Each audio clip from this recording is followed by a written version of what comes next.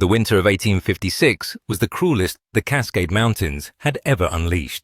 The snow buried trails, ice choked the rivers, and even the sky seemed to harden in its silence.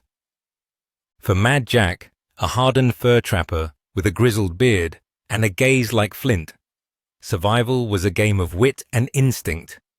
But that year, the game was turning against him. Jack's supplies had dwindled faster than he expected. Liquor gone, smokes gone, down to his last roll of toilet paper.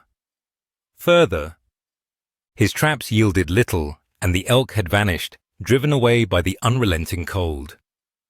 With each passing day, his belly grew hollower, his limbs weaker.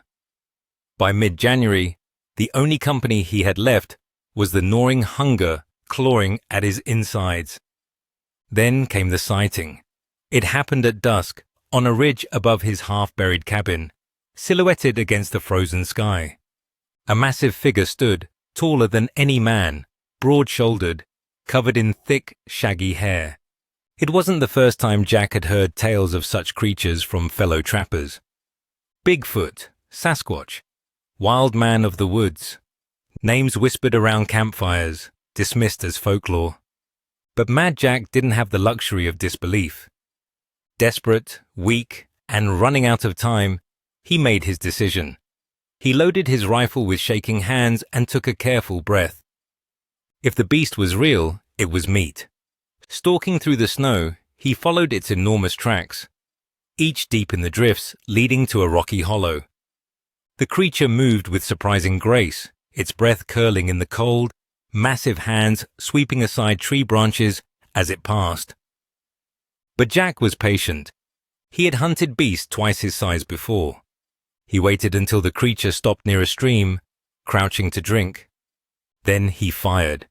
The shot cracked through the valley. The beast roared, an awful, guttural sound that rattled Jack's bones. It charged, fast for its size, tearing through the trees like an avalanche. Jack barely had time to fire again before it was upon him. They crashed into the snow, tangled in a brutal, desperate struggle. The creature was wounded, but it was still strong. Too strong. Its fists slammed into Jack's ribs like sledgehammers, but Jack was a fighter.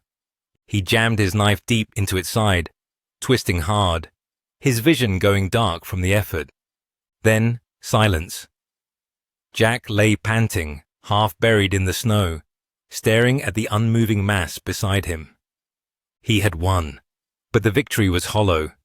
His breath shuddered, staring at the thing before him, a creature that wasn't quite animal, but wasn't quite man. Still, survival had no room for hesitation. That winter, Mad Jack lived. He stayed warm, he ate, and by the time spring thawed the mountains, he walked out of the wilderness, lean and alive. But he never spoke of what had truly kept him fed, nor what he'd wiped his bum with, those many long months. Some say his eyes were different after that winter. Others whispered that he never trapped in those mountains again. And when asked why, Mad Jack only ever said one thing. Some things just ain't meant to be eaten. Now bugger off. Well, dear listeners, I hope you enjoyed this disturbing tale. Please stay tuned for more great stories just like this one.